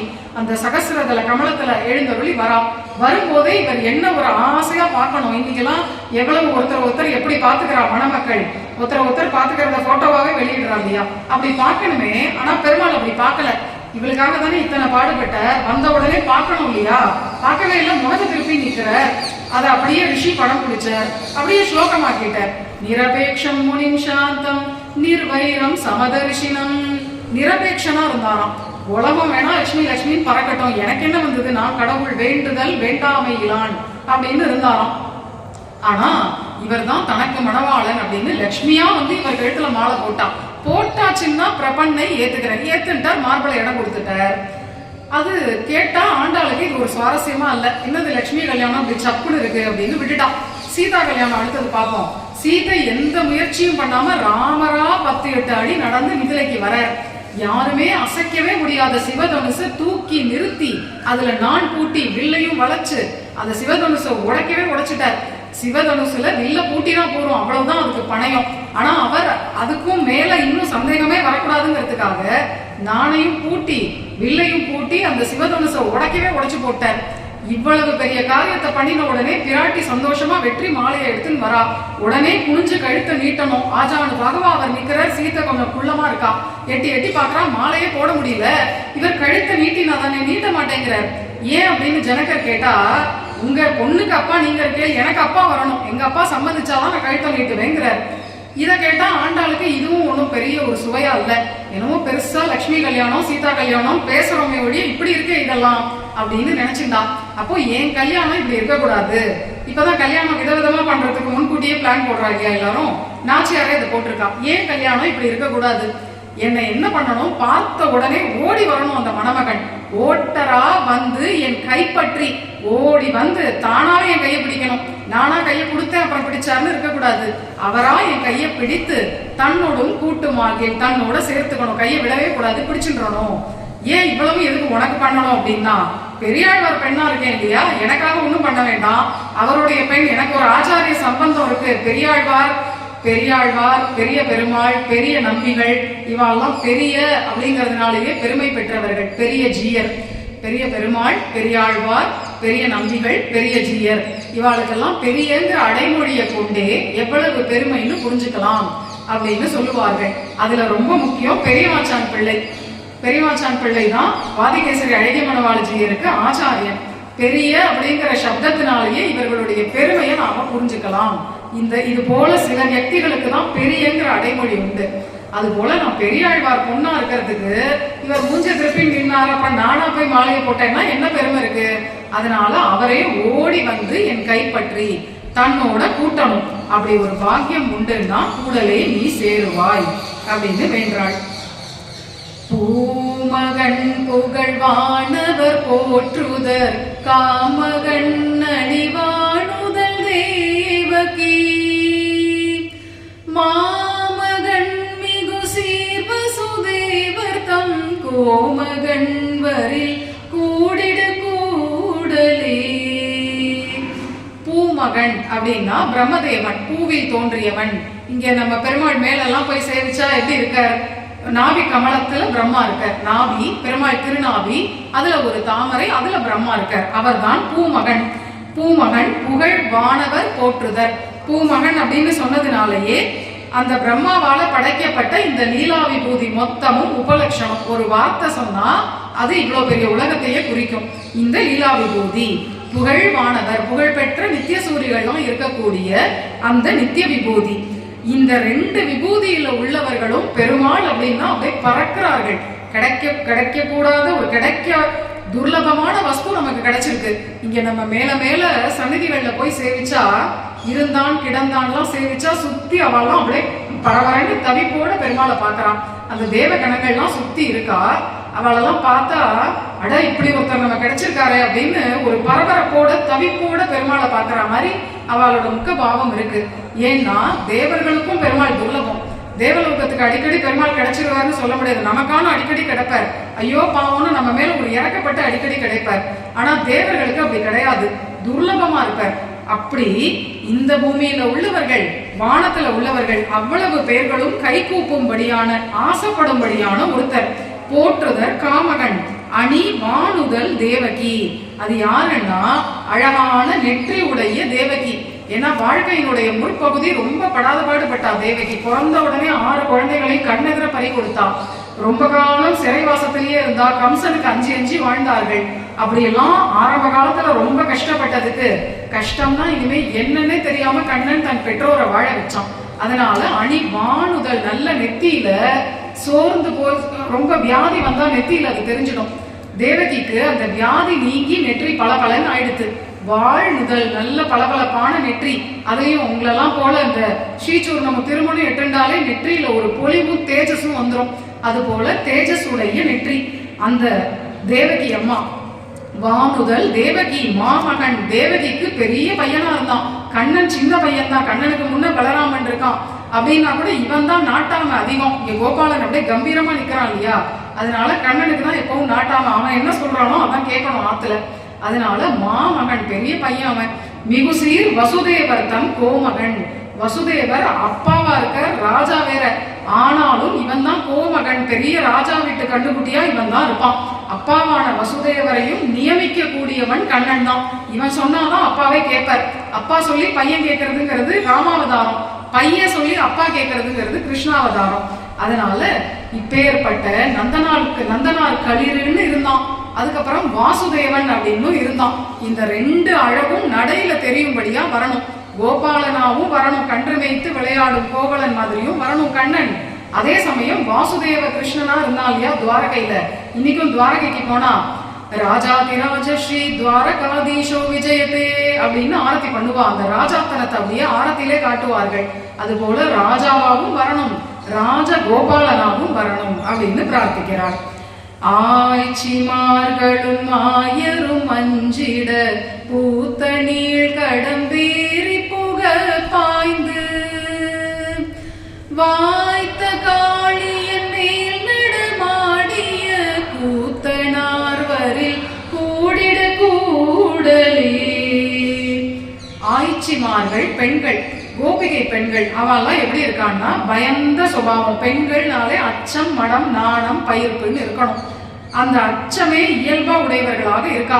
எதுக்கு அச்சம்? கர்ப்பாம்பூச்சிக்கு அச்சமா, வேற ஏதாவது இந்த ஜந்துக்களுக்கெல்லாம் அச்சமா, செல்ல பிராணிகளுக்கு அச்சமா? அதெல்லாம் இல்லை. கண்ணனுக்கு என்ன தீங்கு வருமோன்னு அச்சப்படுறவர்களாம். அதனால பயத்தையே இயல்பா உடைய ஆய்ச்சிமார்கள் ஆயரும் அஞ்சிட. ஆயர்கள் எப்படி இருக்கார்கள்னா பயம்னா என்னன்னே தெரியாது. செற்றார் திரள் அழிய சென்று செரு செய்யும் அப்படிங்கிறா இல்லையா. எதிரிகள் இருக்கிற இடத்துக்கே போய் அவளை வம்பிழுப்பான். அந்த அளவுக்கு தைரியசாலிகள். இவா எல்லாருமே என்ன ஆயிட்டா, கண்ணன் காளியன் தலையில விழுந்தான் அப்படின்னு கண்ட உடனே யமுனை கரையில அப்படியே பொத்து பொத்துன்னு விழுந்துட்டார்கள், மயக்கம் அடிச்சு விழுந்துட்டார்களாம். நமக்கெல்லாம் கோயில் இந்த மேல படிக்கட்டு ஏறினாலே காலாடும் நெஞ்சழியும் கண் சுழலும், மயக்கம் வருது. பெருமாளையே நெஞ்சழிகளை படி ஏறதுக்கு அந்த பூனை கூண்டை எட்டி பார்த்தாலே மயக்கம் வருது. ஆனா ஆய்ச்சிமார்களுக்கெல்லாம் எப்படின்னா கண்ணன் ஒரு ஆபத்துல மாட்டின்ட்டான்னு பார்த்த உடனே லோ பிரஷர் ஆகி மயக்கம் வந்து விழுந்துருவா. எல்லாரும் அப்படியே விழுந்துட்டான் யமுனை கரையில. அப்போ என்ன ஆயிடுது, யமுனை கரையே அப்படியே ஒரு காடு, அப்படியே ஜனங்கள்லாம் விழுந்து விழுந்து கிடக்கா. அந்த இடமே ஒரு மயானம் மாதிரி காட்சி அளிக்கிறது, போர்க்களம் மாதிரி இருக்கு. அங்கங்க எல்லாரும் விழுந்து கிடக்கா. ஆயரும் அஞ்சிட பூத்த நீள் கடம்பேறி புக பாய்ந்து. காளியன் விஷத்தினால யமுனை முழுக்க விஷ நீரா இருக்கு. அந்த தண்ணீர் முழுக்க விஷமா இருக்கு. காளிய பாம்பு கக்கின விஷம் தீர்த்தம் முழுக்க இருக்கு. ஆனா தெய்வம் வந்து காலை வைக்கும்னா பட்ட மரம் கூட துளிர்க்கும். அந்த யமுனை கரையில ஒரு கடம்ப மரம் பட்டு போய் கிடக்கு, விஷத்தினால கருகி போய் கிடக்கு. கண்ணன் வந்து காலை வச்ச உடனே அமிர்த தார பொழிகிற அந்த கால் பட்டு அந்த மரம் உடனே அப்படி பூத்துது. பூத்த நீள் கடம்பேறி புக பாய்ந்து அந்த மரத்துல ஏறி மூலகச்சும் முண்டாசும் கட்டிட்டு இந்த கோபால குட்டன் அப்படியே ஒரு குதிச்சான் யமுனையில. பூத்த நீள் கடம்பேறி புக பாய்ந்து வாய்த்த காளியன் மேல் நடமாடிய. காளியன் மேல நாட்டியம் ஆடுறான். இப்ப இந்த மண்டபத்துல நாட்டியக்காரர்களை கூப்பிட்டு ஆடுன்னா ஆடுவான். ஏன்னா மண்டபம் ஸ்திரமா இருக்கு, அவதான் ஆடணும். மண்டபமே ஆடுது கண்ணனுக்கு. காளியன் அப்படியே ஸ்திரமா இல்ல, இந்த ஸ்டேஜ் மாதிரி ஸ்திரமா இல்ல, ஆடுறான். அவனுடைய தலை மொத்தமும் 100 தலை பாம்பு, 100 தலையும் ஆடுது. எந்த தலை எப்ப ஆடும்னு தெரியாது. அதுல காலை வச்சு ஒருத்தன் நாட்டியம் ஆடுறான்னா அவன் உலகத்தை எவ்வளவு ஆட்டி வைப்பான். அப்பேற்பட்ட காளியன் அவன் மேல் நடமாடிய கூத்தனார். இந்த காளியன் மேல கண்ணன் நாட்டியத்தை தொடங்கின உடனே நாட்டிய சாஸ்திரத்துக்கு தலைவர் பரதமுனின்னு ஒருத்தர். அவர் உடனே ஓடி வந்து நோட்ஸ் எடுத்துக்கிறாராம். காளியன் மேல நான் நர்த்தனம் ஆடுற அழகை எல்லாம் பார்த்து அந்த முதிரைகள், அந்த லட்சணங்கள் அதெல்லாம் அப்படியே குறிப்பெடுத்துக்கிறாராம். அவர் அதை கொண்டுதான் அவர் நாட்டிய சாஸ்திரத்தையே வடிவமைக்கிறார். நாட்டிய சாஸ்திரத்துக்கு சிலபஸ் கொடுத்ததே காளிய நர்த்தன கண்ணன் தான். அப்படி அதை குறிப்பெடுத்து கொண்டு அந்த நாட்டிய சாஸ்திரத்தை அவர் வடிவமைக்கிறார். வாய்த்த காளியன் மேல் நடமாடிய. அப்படி கண்ணன் காளியன் மேல நாட்டியம் ஆடுறான் இல்லையா. நாட்டியம் ஆடி வேர்த்திருத்து. ஏன்னா அந்த ஜலமும் ஒரே விஷமான ஜலம். இவனும் இப்படியும் அப்படியும் தலையை தூக்குறான். அதுக்கு மேல உந்தி காலை வச்சு ஆட வேண்டியதா இருக்கு. அவ்வளவு ஆயாசமான ஒரு நாட்டியம் அன்னைக்கு நாட்டிய கச்சேரி. அதனால அவனுக்கு உடம்பெல்லாம் வேர்த்து போச்சு. ஆண்டாள் என்ன நினைக்கிறா, அப்படி வேர்த்து போன கோபாலன் இன்னைக்கு நம்ம பார்த்தோம் பவித்ரோத்சவ கோபாலன், அன்னைக்கு வேர்த்த திருமேனி கோபாலனா இருக்கான் இல்லையா, அவன் வந்து அப்படி என்கிட்ட நிக்கணும், அந்த கூத்தனார் வரணும். ஏன்னா இப்ப பாவாடை மேலாக்குனால தொடச்சு விடணுமா வேர்வையெல்லாம். அந்த வேர்வை சுகந்தம் ஆண்டாளுக்கு வேணுமா. அப்படி அந்த மேலாக்கால நான் அதெல்லாம் தொடச்சு விடணும். அதனால காளியன் மேல நாட்டியம் ஆடின கண்ணன் வந்து என்னிடத்துல நிற்கிற பாக்கியம் உண்டுனால் கூடலே நீ கூடுவாய். மாட மாளிகை சூழ் மதுரை பதி நாடினம் திருவின் நடுவே வந்திட்டு ஓடை மாமதையாள்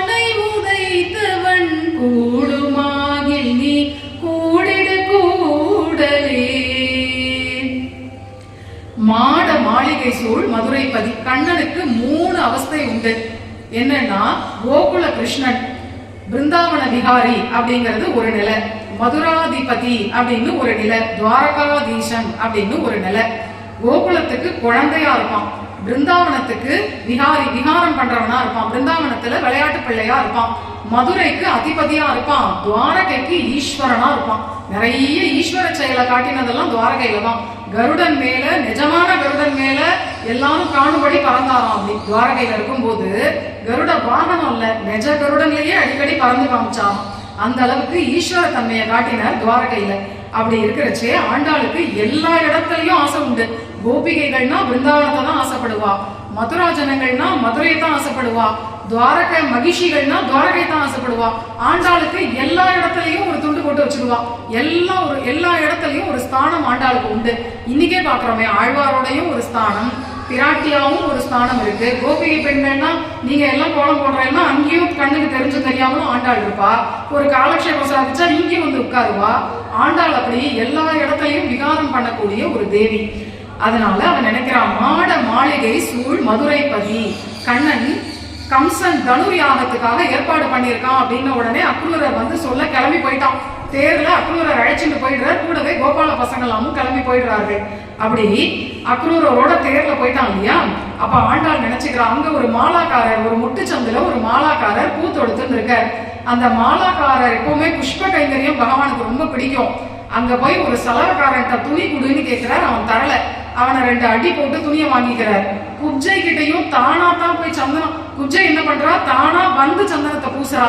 கூனி அப்படிங்கிற குப்ஜை அவள்கிட்ட போய் எனக்கு சந்தனம் கூடன்னு கேட்கல, அவளா வந்து இந்த சந்தனத்தை பூசினா இந்த மேனிக்குன்னா பூசணும் அப்படின்னு பூசுறா. ஆனா மாலாக்காரர் கிட்ட மட்டும் பூக்கடைக்காரர் வீடு எங்க இருக்கு அப்படின்னு கேட்டுட்டு தேடிட்டு போய் அந்த பூவை வாங்கிக்கிறார். அதனால புஷ்ப கைங்கரியம்ங்கிறது பகவான் ரொம்ப உகக்கிற ஒரு கைங்கரியம். அப்படி கண்ணன் என்ன பண்ணினா, அங்க ஒரு மாலாக்காரர் வீட்டை தேடிட்டு போனான்.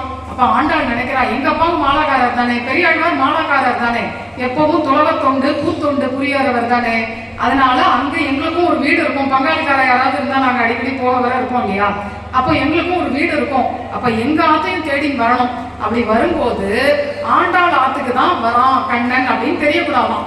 அந்த மாதிரி ஒரு சாதுரியம் காட்டணுமா, யார் ஆத்துக்கு இப்ப கோபாலன் ஏல போறான்னே தெரியக்கூடாது.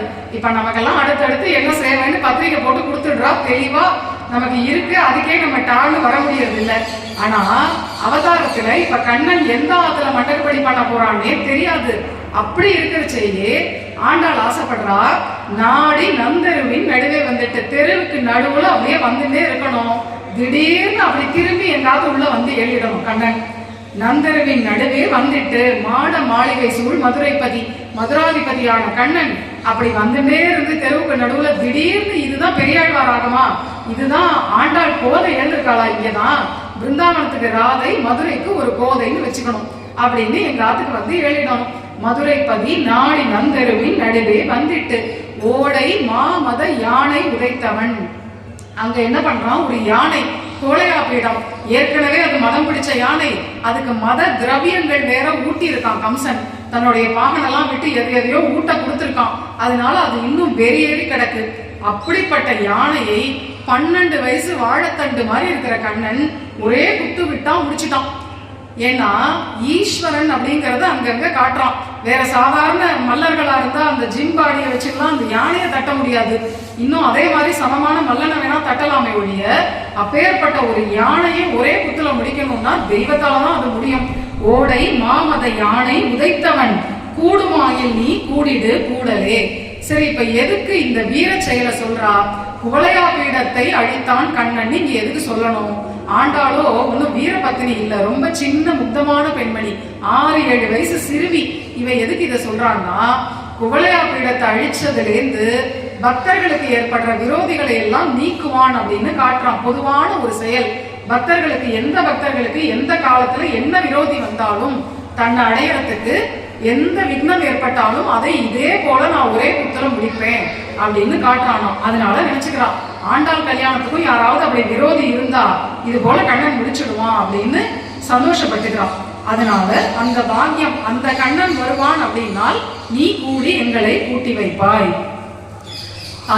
அற்றவன் மருதம் முறிய நடை கற்றவன் கஞ்சனை வஞ்சனையில் செற்றவன் திகழும் மதுரை பதி கொற்றவன் வரில் கூடிடு கூடலே.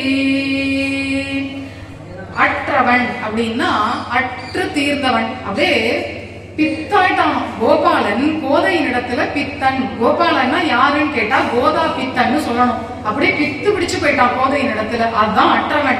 நம்மளால புரிஞ்சுக்க முடியும். காஃபி இல்லைன்னா என்னால இருக்க முடியாது. பித்து, காஃபின்னா நான் பித்து அப்படின்னு மனுஷன் சொல்றோம் இல்லையா? அது மாதிரி கண்ணனுக்கு கோதைனா பித்து. அப்படியே கோதாதேவின்னா பித்தேறிடுமா. மையல் கொண்டு ஒழிந்தேன் எந்தன் மாலுக்கேன்னு ஆழ்வார்கள் சொல்றா. ஆனா பகவான் கோதைன்னா மையல் கொண்டு ஒழிந்துருவானாம். அதனால அற்றவன். மருதம் முறிய நடை கற்றவன். நம்ம குழந்தைகள்லாம் வீதியில விளையாடும் போது மரம் இருந்தா சுத்தி சுத்தி விளையாடும். கண்ணனுடைய பெருமைக்கு உரலை உருட்டிகிட்டே போய் அவாத்து வாசல்ல 2 மருத மரம் வந்தது. அந்த உரல் மரத்து நடுவுல மாட்டின்னு இருக்கு. அதை ஒண்ணு அழணும், நியாயமா அழுது ஆர்ப்பாட்டம் பண்ணி ஊரை கூட்டி விடுவிச்சுக்கணும். இல்லாட்டா நைஸா அதுல இருந்து கழண்டு வெளியில வரணும். இதை 2யுமே பண்ணல. ஒரு ஓங்கி ஒரு இழுத்தான். 2 மருத மரமும் முறிஞ்சு கீழே விழுந்தது. ஏன்னா குபேரனுடைய 2 பிள்ளைகள் நலகூபரன் மணிகிரீவன் அவர்கள் சாபத்தினால 2 மருத மரமா ஆயிருந்தார்கள். அந்த மரத்துல 2 அசுரர்கள் வேற ஆவேசிச்சு இருந்தார்கள். ஆண்டாளுக்கு அப்படியே பயமா இருக்கு. ஏன்னா இந்த 2 மரமும் சேர்ந்து கண்ணன் மேல விழுந்திருந்தா என்ன ஆறுது? தன் திருவேணியில கண்ணனுக்கு ஒரு பரிவே இல்லை. நாம பரிந்து பல்லாண்டு பாடினாதான் உண்டு. தன் உடம்ப தான் கவனிச்சுக்காத ஒரு தெய்வமா இருக்கானே. அதனால மருதம் முறிய. ஒருத்தர் நட பழகினா மருத மரமே முறிஞ்சு விழுற அளவுக்கா நட பழகிறது. இவர் ஏற்கனவே உலகளந்த பெருமாளா இருந்த போது என்ன பண்ணினார்? மகாபலி சக்கரவர்த்தியின் இடத்துல தானம் வாங்கினார். அவன் தீர்த்தத்தை கொடுத்து தத்தம் பண்ணி தானம் கொடுத்த உடனே வீசி ஒரு நடந்தார். அப்போ அந்த பலி சக்கரவர்த்தியினுடைய பிள்ளை நமுச்சின்னு ஒருத்தன் காலை பிடிச்சான். வாரிசு அடிப்படையில எனக்கு தான் எங்க அப்பன் சொத்தெல்லாம் வரணும். நீ என்ன திடீர்னு குட்ட பிரம்மச்சாரியா வந்து எல்லா சொத்தையும் அபகரிச்சுன்னு போற? எங்க அப்பா கிட்ட எந்த காலை காட்டினியோ அந்த காலை கொண்டே நீ அளக்கணும். காட்டினது ஒரு கால், அளந்தது ஒரு கால்னு பண்றியே.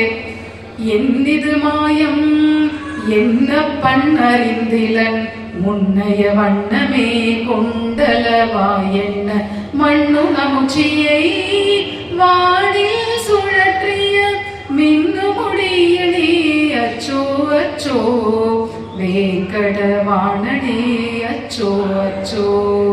நமுச்சி காலை பிடிச்ச உடனே அவர் வீசி நடந்த நடையில நமுச்சி அப்படியே வானத்துல ஒரு கிரகமா ஆயிட்டான். அப்படி காலை பிடிச்சவனையே கிரகமாக்குற அளவுக்கு வீசி நடந்தார் உலகளந்த பெருமாளா இருக்கும்போது திரிவிக்ரம அவதாரத்துல கிருஷ்ணாவதாரத்துல வீசி நடந்த நடையில மரமே முறிஞ்சு விழுந்துருது. அப்படி வீசி நடக்கிறாரே. அதனால மருதம் முறிய நடை கற்றவன் கஞ்சனை வஞ்சனையில் செற்றவன். கம்சன் என்ன பண்ணினா வஞ்சனையா கண்ணனை கொல்லணும். நாம தான் கொண்டோன்னே தெரியக்கூடாது, ஆட்களை வச்சு கொண்டுடணும் அப்படின்னு நிறைய ஏற்பாடு பண்ணினான். ஆனால் கண்ணன் அவனுடைய வஞ்சனையவே எடுத்துட்டு வஞ்சனையா அவனை கொண்டான். ஏன்னா கிருஷ்ணாவதார தர்மம் எப்பவுமே குடில நீதி. ராமாவதாரத்துலதான் நேர்மை. கிருஷ்ணாவதாரம் முழுக்க குடில நீதி. மாயாச்சாரோ மாயையா வர்த்தித்தவ்யா, சாதுவாச்சாரோ சாதுனா வர்த்தித்தவ்யா. யார் வஞ்சகனோ அவன் இடத்துல வஞ்சனையாவே பழகு. யார் சாதுக்களா இருக்காளோ அவள் இடத்துல சாதுவா பழகு. அதுதான் துவாபர யுகத்துல கண்ணன் சொல்லி வச்சுட்டு போன அட்வைஸ். கலியுகத்துக்கு கேட்கவே வேண்டாம். யார் எப்படி இருக்காளோ அவள் இடத்துல அப்படியே பழகு. அதுதான் கண்ணன் காட்டின தர்மம். கம்சன் எப்ப ஆளை விட்டு அடிச்சு ஆனா நமக்கு எதுவும் தெரியாதபடிக்கு இருந்து கண்ணனை கொண்டுடணும்னு நினைச்சான். கண்ணன் அதே வஞ்சனையை எடுத்துட்டு இவன் கம்சனை ஒரு வழி பண்ணிட்டான்.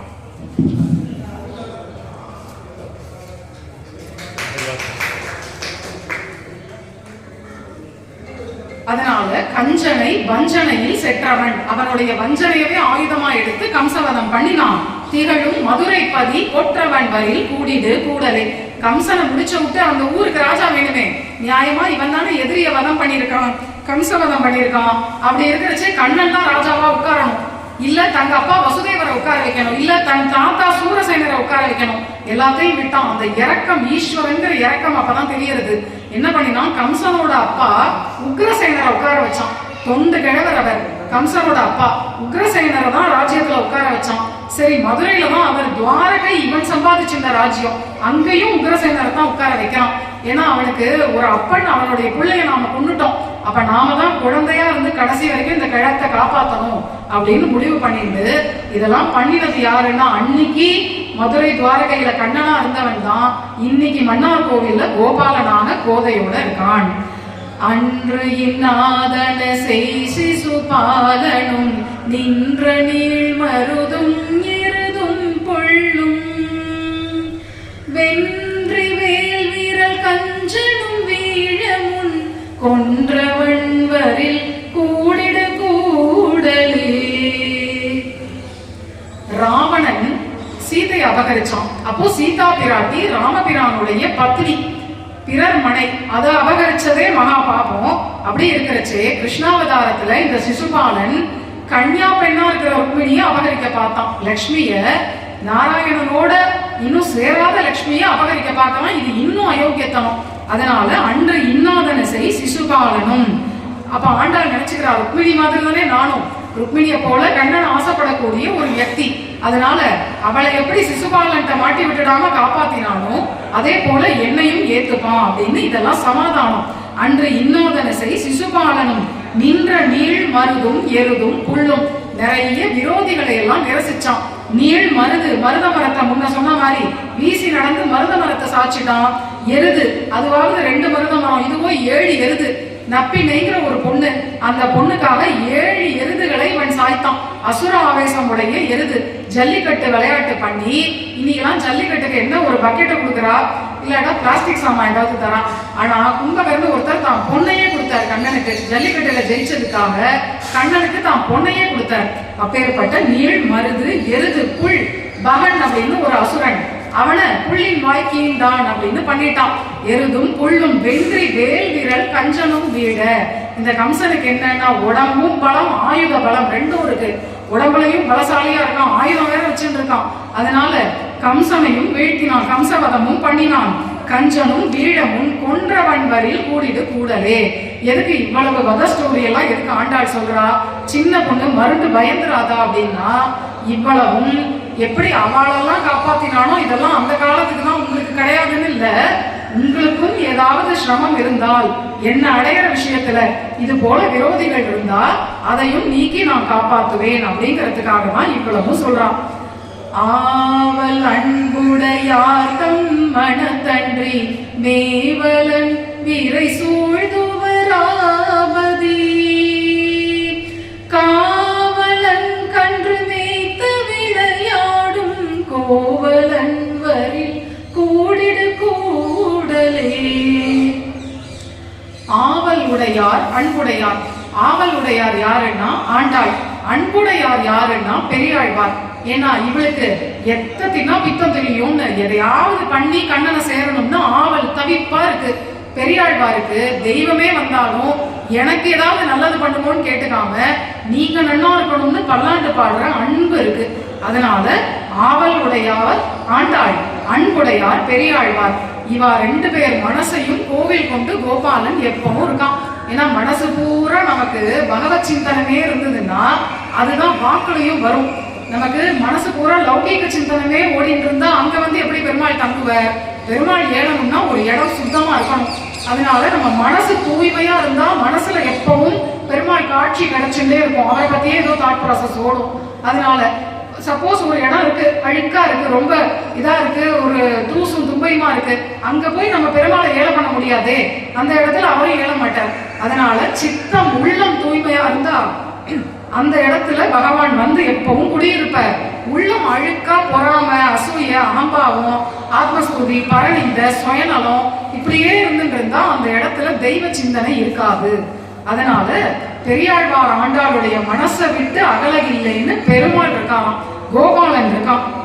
மனத்தன்றி மேவலன், இவா 2 பேர் ஹிருதயத்தை விட்டு நான் நீங்கவே மாட்டேன். இதே மாதிரி யாராலும் இருந்தா அவா ஹிருதயத்தை விட்டு நீங்க மாட்டேன் அப்படின்னு இருக்கார். மனத்தன்றி மேவலன் விரைசூழ் துவராபதி காவலன். துவாரகையில பகவான் என்ன பண்ணினா பாரிஜாத புஷ்பத்தை நட்டு வச்சான். அது அப்படியே நிறைய கிளக்கிளையா போய் நிறைய அந்த ஊர் முழுக்க பாரிஜாத காடா ஆயிடுத்து. இன்னைக்கும் காவலம்பாடிங்கிற அந்த க்ஷேத்திரத்துல அப்படிதான் ஸ்தல வரலாறு. அந்த தேவேந்திரன் வந்து தேவலோக மரங்களை எல்லாம் நட்டு வச்சு அந்த ஊரே நந்தனவனமா ஆக்கினான் அப்படிங்கிறது போல பகவான் துவாரகையில அவதார காலத்துல ஊரையே பாரிஜாத மரமா ஆக்கிட்டான். பாரிஜாத மரம் ஒண்ணு இருந்தாலே அவ்வளவு வாசனை அடிக்கும், ஊரே மரமா இருக்கு.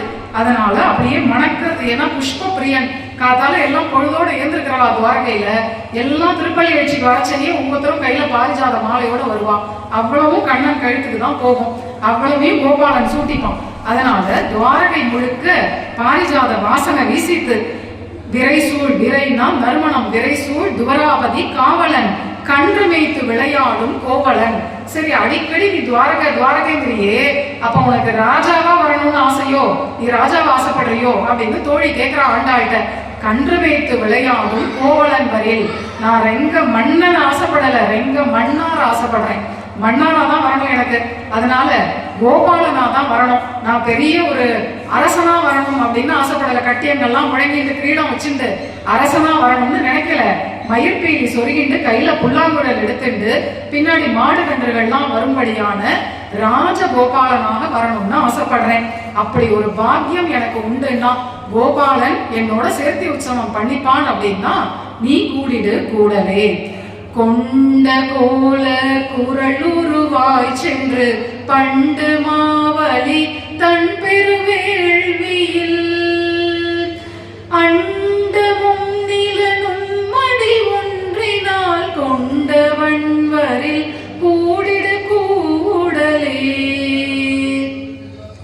கொண்ட கோல குரலுரு, ஏன் கிருஷ்ணாவதாரம் தானே இருக்கிறதுக்குள்ளே அழகு, வாமனாவதாரத்தை இவ எப்ப பாரு அழகு அழகுங்கிறாலே. என்னன்னா ஒரு படி பால் இருக்கு, அந்த பாலை சுண்ட காய்ச்சி அதுல வெல்லம் ஏலக்காயெல்லாம் சேர்த்து ஒரு திரட்டு பால் பண்ணா அது எவ்வளவு இனிமையா இருக்கும். அது போல உலகளந்த பெருமாளுடைய மொத்த அழகையும் கம்ப்ரஸ் பண்ணி அடக்கி வச்ச அழகுதான் வாமன மூர்த்தியாம்.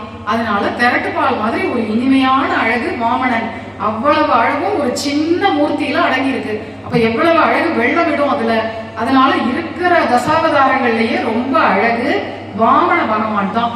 கோல குரலுருவாய் சென்று பண்டு மாவலி தன் பெருவேள்வியில் அண்டமும் நிலவும். அவர் என்ன பண்ணார், வாமன பகவான் மகாபலி ஒரு வேள்வி பண்ணினான். அந்த வேள்வியில இவர் போய் கையை நீட்டினார். அந்த வேள்வியில யாராவது கூடல் இழைச்சாலா இவர் வரணும்னு, யாராவது பாவை நோன்பு பண்ணாலா, காமன் நோன்பு பண்ணாலா, சிற்றில் இழைத்தாளா, யாராவது காலகாத்தாலே எதிர்ந்து தீர்த்தமாடி திருப்பாவைக்கு அழைச்சாலா, அப்படி யாரும் ஒரு பொண்ணு கூட பண்ணல. ஆனா இவர் ரொம்ப அழகா வாமன பகவானா போய் அங்க நின்னார்.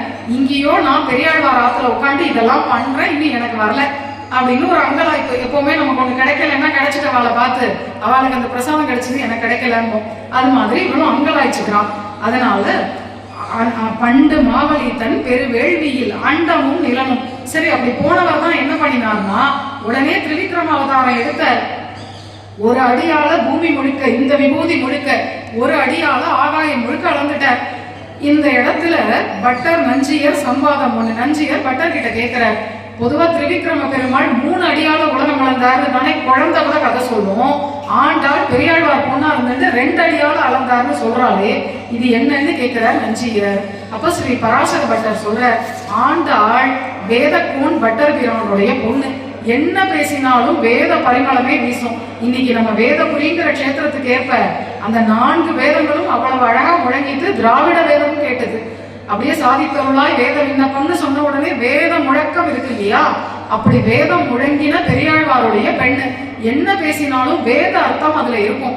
வேதம் என்ன சொல்றது, 3 பதா விசக்கிரமே ததோ தர்மாணி தாரையன்னு, 3 அடி வைத்து தர்மத்தை நிலைநாட்டினார் பகவான் அப்படின்னு சொல்றது. இவர் 2 அடிதான் சொல்றா. ஏன், என்ன காரணம் அப்படின்னா அவர் 3வது அடியை எங்க வச்சாருன்னு யாருமே பார்க்கலை. 3வது அடி வச்சார், ஆனால் விஷ்ணுவின் 3வது அடிவைப்பை யாரும் கண்டிலர் அப்படின்னு வேதம் சொல்றது. ஏன்னா அவர் மகாபலி சிரசுல வச்சார் அப்படின்னு ஒரு கருத்து உண்டு. அவர் நித்திய விபூதிங்கிற அந்த பரமபதத்துல வச்சார். அந்த பரமபதத்தை யாரும் கண்ணால பார்க்க முடியாது, தேவர்கள் கூட காண முடியாது. அதனால அவர் 3வது அடியை எங்க வச்சாருன்னே தெரியல. அப்படிங்கிறச்ச வேதத்தை அனுசரிச்சு இவளும் கோதை தமிழும் இந்த கருத்தை அப்படியே சொல்றது. வேத கருத்துக்கு மீறி ஆழ்வார்கள்னு எதையும் பேச மாட்டான். வேதத்தை அனுசரிச்சு 2 அடியை மட்டும் இவனும் சொல்றான். 3வது அடி எனக்கே தெரியலன்னு வேதம் சொல்லும் போது வேதக்கோனுடைய பெண் எப்படி அது எனக்கு தெரியும் சொல்லுவா? அதனால 2 அடியை மட்டும் பாடிட்டு விட்டுட்டா அப்படின்னு அழகா ஒரு பதில் சொன்னாராம். கடைசி பாசனம். பழகு நான் மறையின் பொருளாய் மதம் ஒழுகு வாரணம் உய்யளித்தயன் அழகனார் அடியாய்ச்சியர் சிந்தையோர் குழகனார் வரை கூடிடு கூடலே. பழகு நான்மறையின் பொருள் வேதைஷ்ட சர்வைகி அகமேவ வேத்யா அப்படின்னு பகவானே கீதையில சொல்ற.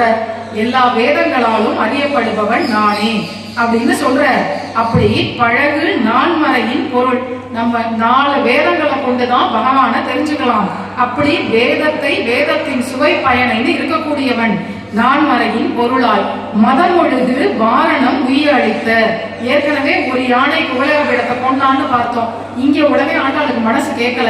ஒரு யானை கஜேந்திர ஆழ்வான் அந்த மதம் ஒழுகு வாரணம், ஏதோ ஒரு மனுஷனை காப்பாத்தினா தேவனை காப்பாத்தினா அதுக்கு ஓடி வந்தான்னு இல்லாம ஒரு மதநீர் சொற்ற யானை, விலங்குகள் தாவரங்கள் எல்லாத்துக்கும் தானே அவன் கடவுள்.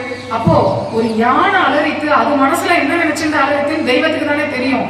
உடனே தெய்வம் ஓடி வந்தது, அந்த யானையுடைய பூவை தான் ஏத்துண்டது, அந்த யானைய முதலை இடத்துல இருந்து காப்பாத்திட்டு.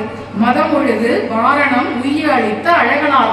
அதுவும் அப்படி ஓடி வரைச்சு அவர் என்ன பண்ணாராம், பெருமாள் இப்ப புறப்பாடுனா எவ்வளவு சாத்துப்படி அலங்காரம் எல்லாம் பண்ணி புறப்படுவார். அப்ப யானையை காப்பாத்த வர கஜேந்திர வரதனா வராருன்னா நல்ல அலங்காரமா வரணும் இல்லையா? ஒண்ணுமே பண்ணிக்காம தாறுமாறா பாதுகை சாத்திக்கல, கையில ஒரு வளையெல்லாம் கூட்டிக்கல, தோல் வளையெல்லாம் சாத்திக்கல, கிரீடம் சாத்திக்கல, சங்கு சக்கரங்களை கூட எடுத்துக்கல, கருடனை கூட எதிர்பார்க்கல. இங்க வைணதையர் பக்கத்துல எவ்வளவு வினீதரா நிக்கிறார், அவரை கூட எதிர்பார்க்காம அப்படியே அறகுலைய தலைமுறைய ஓடினாராம். ஏன்னா ஒரு ஜீவன் அப்படி அலறதுன்னா அது ஈஸ்வரனுக்கு தானே கிடந்து தவிக்கும். உடனே அதை காப்பாற்றணும், அதுக்கு கொஞ்சம் தாமதித்து வந்துடக்கூடாது அப்படிங்கிறதுக்காக ஓடினார். ஏன்னா கோபிகைகள்லாம் என்ன பண்ணினா கண்ணனுக்கு அப்படி ஓடினான். கண்ணனுடைய புல்லாங்குழல் சப்தம் கேட்ட உடனே காதல மாட்டிக்க வேண்டியதை கையில மாட்டிண்டு, கையில மாட்டிக்க வேண்டியதை காலில் மாட்டிண்டு மாட்டிக்கும்படி இருந்தது அவளுக்கு. காதல போடுற வளையம் கையில மாட்டிக்கிற அளவுக்கு ஒல்லியா இருந்தா, இந்த பூனை முடுகுல போயிட்டு வந்துடலாம் அப்படி இருந்தா. அந்த மாதிரி அந்த அளவுக்கு மெல்லிசு திருமேனி உடையவா. அவள் தாறுமாறு வேஷத்தோட அப்படி வந்தார்கள். ஆனால் பகவான் கஜேந்திரன்கிற ஒரு யானைக்காக அப்படி தாறுமாறா போனாராம். அதனால கூறத்தாழ்வான் இதை பார்த்துட்டு பகவத ஸ்வராயை நமகா, பகவானுடைய வேதத்திற்கு நமஸ்காரம் அப்படின்னு ஒரு அஞ்சலி பண்றார். அப்படி வேகமா ஓடினாலும் யானையை காப்பாத்துறதுக்காக. மதமொழிக்கு வாரணம் உய்ய அளித்த எம் அழகனார். அதுதான் அழகு. ஏன்னா ஈஸ்வரனுக்கு அழகு எதுன்னா காப்பாத்துறது தான். ஈஸ்வரனுக்கு அழகு காதலிக்கிறதா, ஈஸ்வரனுக்கு அழகு கோலாட்டம் போடுறதா, புல்லாங்குழல் ஊதுறதா, இல்ல யுத்தம் பண்றதா, இதெல்லாம் இருக்கட்டும். ஈஸ்வரனுக்கு ஸ்வரூபம் ரக்ஷணம், காப்பாத்துறதுதான் அழகு. அதை காட்டின செயல் தான் கஜேந்திர ரக்ஷணம். அதனால அழகனார் அணி ஆட்சியர் சிந்தையூர் குழகனார். அவர் எப்படி இருக்காருன்னா அந்த ஆட்சிகள்லாம் அப்படியே அவ மனசுக்குள்ள அவளை நினைச்சாலே கண்ணனுக்கே உள்ளம் குழையுமா, அப்படியே குழைஞ்சு போயிடும். ஏன்னா அவ என்ன பண்ணுவா, அடிக்கடி அந்த கோபிகைகளுக்கு கண்ணனுடைய ஸ்பர்ஷமும் ஆலிங்கனமும் கிடைச்சிட்டே இருக்கும். சின்ன சின்ன பெண்கள் எல்லாரும் அதனால அடிக்கடி தொடுமா. அவ தலைமுடியை பிடிச்சு இழுக்கிறது, அவளுக்கு பூச்சூட்டி விடுறது, மையிட்டு விடுறது, அவளோட ஆலிங்கன விளையாட்டுகள் பண்றது, இப்படின்னு இதெல்லாம் கிடைச்சிட்டே இருக்கும் அவளுக்கு. நமக்கு எப்படி பிரசாதமோ அது மாதிரி அவளுக்கு கண்ணன் அடிக்கடி கிடைப்பான். தீர்த்தம் சதாரி மாதிரி கண்ணன் கிடைச்சுட்டே இருப்பான். அதனால ஒரு நாள் கண்ணன் கிடைக்கலன்னா கூட இவாளால சமாளிக்க முடியாது, குழஞ்சு போயிடுவா, அப்படியே டல்லாயிடுவான். அதனால குழகனார் வரையில் கூடிடு கூடலே. ஒரு நாள் கண்ணன் முகம் காட்டலைன்னா கூட டூ விட்டுருவா. கண்ணனோட பாராமுகம் பாராட்டிண்டு மடல் எடுக்கிறது, சிற்றில் இழைக்கிறதுன்னு இதெல்லாம் பண்ண ஆரம்பிச்சிடுவார்களாம். அதனால குழகனார் வரி. அப்படி கண்ணன் கிடைக்கலைன்னா குழைந்து போற உள்ளம் உடையவர்கள் அவர்கள்லாம். அப்படிப்பட்ட அந்த கோபிநாதனா இருக்கிற கண்ணன் வருவான், எனக்கு அந்த பாக்கியம் உண்டுன்னா நீ கூடி எங்களையும் கூட்டி வைப்பாய். சாற்று பாசுரம். ஊடல் கூடல் உணர்தல் புணர்தலை நீடு நின்ற நிறை புகழாய்ச்சியர் கூடலை குழற் கோதை முன் கூறிய பாடல் பத்தும் வல்லார் கிள்ளை பாவமே. திருக்கூடல் அப்படின்னா பிரணய ரோஷத்தோட கூடி இருக்கிறது. ரெங்கநாச்சியார் பண்றா இல்லையா மட்டையடி உற்சவம்னு, பிரணய ரோஷம், அந்த கோபம் இருக்கணும், கோபத்தை விட்டுறக்கூடாது. சரி பெருமாளே வந்துட்டார் அடியன் குடியன்னு ஆரம்பிச்சிடக்கூடாது. அதனால ஊடல், அந்த கோபத்தை மெயின்டைன் பண்ணணும். அதை பண்ணுவானாம் கோபிகைகள். ஊடல் கூடல் உணர்தல், எங்களை பிரிந்து நீ இப்படி படாத பாடு படுத்தின, நீயும் கொஞ்சம் நடிப்படு அப்படின்னு உணர்த்துவானாம். அதை நாங்க பட்ட கஷ்டத்தை நீயும் கொஞ்சம் நடிப்படு அப்படின்னு உணர்த்துறது. ஏன்னா அவளுக்கு அப்படி சகஜமா விளையாடி இருக்கா பகவானோட. உணர்தல் புணர்தல். கண்ணன் உடனே என்ன பண்றான், உங்களுடைய பக்தியை வளர்க்கறதுக்கு தான் நான் இப்படி பிரிஞ்சேன் உங்களை விட்டு. உங்களை அழவிடணும்னு நினைச்சுன்னு பிரியல, உங்க பக்தியை வளர்க்க தான் பிரிஞ்சேன் அப்படின்னு இவாளை தாஜா பண்ணுவான். நைஸ் பண்ணி எப்படியோ இவாளோட சேர்த்து உற்சவம் நடத்திடுவான். அதனால ஊடல் கூடல் உணர்தல் இதெல்லாம் கோபிகைகளுடைய வேலை, புணர்தல் கண்ணனுடைய வேலை. இது இவாளுக்கு இந்த நீடு நின்ற நிறை புகழ் ஆய்ச்சியர். இவாளுக்கு என்ன அப்படின்னா, எம்பார் இடத்துல எம்பெருமானாருக்கு திருத்தம்பியார் எம்பார் இடத்துல சிஷ்யர்கள்லாம் கேட்கிறா, இந்த கோபிகைகளுக்கு என்ன இவ்வளவு பெருமை? ஆண்டாள் சொல்றாளே, நீடு நின்ற நிறை புகழ் ஆய்ச்சியர், என்ன இவ்வளவு பெருமை அப்படின்னா, ஒரு கோபிகிட்ட போய் கேட்டா, நீ எத்தனை நாள் கண்ணனோட டூ விட்ட? நான் 3 நாள். நான் 5 நாள். நான் 1 வாரம். இவ்வளவுதானா? நான் 10 நாள். நான் 1 மாசம் அவனுக்கு முகமே காட்டாலேயே திருப்பின்னு போனேனே. இதுதான் அவளுக்கு புகழாம். இப்படி பேசிப்பாளாம் ஒருத்தருக்கு ஒருத்தர். ஒரு நாள் கண்ணனோட அப்படி தரிக்க முடியாத ஒரு மென்மையான சுபாவம் உள்ளவர்கள், ஆனா அந்த பிரணய ரோஷம் வந்துட்டா தீவிரமா இருந்துட்டு கண்ணனுக்கு முகமே காட்டாம டூ விட்டு கண்ணனை வந்து காலில் விழ வைப்பான். அப்படிப்பட்டவாளா இவ இருப்பா. அவ்வளவு பக்தியில கம்பீர தசை. அதெல்லாம் பக்தி அப்படியே பெருக்கெடுக்கும் போது அருவி கொட்டுற மாதிரி அப்படி இருக்கும். அதனால எம்பார் இடத்துல இப்படி கேட்டு எம்பார் அதுக்கு சொல்றாரு, அவளுடைய பெருமையே இதுதான். எவ்வளவு நாள் நீ பட்னி போட்ட, எவ்வளவு நாள் நான் பட்னி போட்டேன்னு டிஸ்கஸ் பண்ணிப்பானோ. இதுதான் அவளுடைய பெருமை. அப்போ இந்த பாசுரங்களை எல்லாம் பாடின கோதை எப்படின்னா குழற்கோதை. நியாயமா இந்த கோதை அடைய கோபாலன் தான் கூடல் இழைக்கணும். அவளுடைய குழல் இருக்கிற அழகுக்கு இப்படி ஒரு அழகான கூந்தல் இருக்கிற பொண்ணு எனக்கு கிடைப்பாளா அப்படின்னு கண்ணன் தான் கூடல் இழைக்கணும். ஆனால் இந்த கோதை கோபாலன் கிடைக்கணும்னு கூடல் இழைக்கிறாளே அப்படின்னு பார்த்து பெரியவாச்சான் பிள்ளை ஆயாசப்படுற. அதனால ஆண்டாள் சொல்றா, கூடல் இப்படி அவள் கூடல் இழைச்சா இல்லையா, உணர்தல் புணர்தலை நீடு நின்ற நிறைப்புகழ் ஆட்சியர் கூடலை குழற்கோதை முன்கூறிய. குழற்கோதை நல்ல அழகான திருக்குழல் கற்றை. அந்த இன்னைக்கும் ஸ்ரீவில்லிபுத்தூர்ல பார்த்தா அப்படியே அந்த கேசமே அப்படியே கொல்லுன்னு தோட்டம் மாதிரி இருக்கும். அந்த கரும் கூந்தலை பார்த்தாலே தோட்டம் மாதிரி இருக்கும். அதுக்கே அர்ச்சக சுவாமி பரிந்து பரிந்து கைங்கரியம் பண்ணுவார். அப்பேற்பட்ட குழற்கோதை. இவளை அடைய கண்ணன் தான் நோன்பு இருக்கணும், ஆனா கண்ணன் அடைய இவள் நோன்பு பண்றாள்.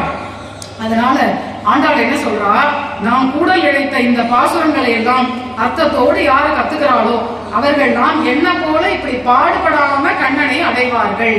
என்ன மாதிரி இவ்வளவு பாடுபட்டு அழுது ஆர்ப்பாட்டம் பண்ணி நோன்பு இருந்து வருவாரா மாட்டாரான்னு வாசலுக்கு கொலைக்கு ஓடிண்டு இவ்வளவு கஷ்டப்படாம அவர்கள்லாம் இந்த கூடல் பதிகத்தை அடிக்கடி இப்படி பொருளோட காலக்ஷேபம் கேட்டு பொருளை அனுசந்தானம் பண்ணிட்டு அர்த்தானுசந்தானம் பண்ணிட்டு இருந்தாலே அவர்கள் சுலபமாக கோபால கோஷ்டியில சேர்ந்துருவார்கள் அப்படின்னு இதற்கு ஒரு பலஸ்ருதி சொல்லி தலை காட்டுகிறாள். அதனால இன்றைய உயர்ந்த இந்த குலசேகர ஆழ்வார் திருநக்ஷத்திரம் கஷேத்திரம் பார்த்தா குலசேகர ஆழ்வாருடைய முக்தி ஸ்தலமான மன்னார் கோவில். இப்பேற்பட்ட இந்த உயர்ந்த சன்னிவேசத்தில் ஸ்ரீ ஆண்டாள் கோபாலனோடு வைணதேயரோடு குலசேகர ஆழ்வாரோடு இப்ப தெப்போற்சவத்துல கூடல் நடத்திக்க போறா. அவளோட நடத்திக்கிறது பெருசு இல்ல, நம்மோடையும் நடத்திக்க போறா. இந்த பக்கம் பகவான் ஈஸ்வரன், இந்த பக்கம் சேத்தன கோடிகள் நாமெல்லாம். அதனால இப்ப தெப்பத்துக்கு ஏற போறா. அந்த கூடல் உற்சவத்தை நாம இங்க காலக்ஷேபத்துல அனுபவிச்சுட்டோம், பிரமாணத்தை அனுபவிச்சுட்டோம். இப்ப பிரமேய அனுபவத்துக்கு நாம தயாராகுவோம். இப்பேற்பட்ட இந்த உயர்ந்த கோதையினுடைய திருக்கூடல் அனுபவம் நம்முடைய அனைவருக்கும் நீங்காத செல்வத்தை எப்போதும் நிறைத்திருக்க வேண்டுமாக கோதாதேவி அனுகிரகிக்க வேண்டுமாக செங்கல் திருமுகத்து செல்வ திருமாலால் எங்கும் திருவருள் பெற்று இன்புற வேண்டுமாக பிரார்த்தித்து தலை கட்டுகிறேன். ஸ்ரீமத்யை விஷ்ணு சித்தாரிய மனோநந்தன ஹேதவே நந்தநந்தன சுந்தரியை கோதாயை நித்ய மங்களம் கோதாயை நித்ய மங்களம். ஸ்ரீமன் மகாபூதபுரே ஸ்ரீமத் கேசவ யஜ்வனः காந்திமத்யாம் பிரசூதாய யதிராஜாய மங்களம் யதிராஜாய மங்களம்.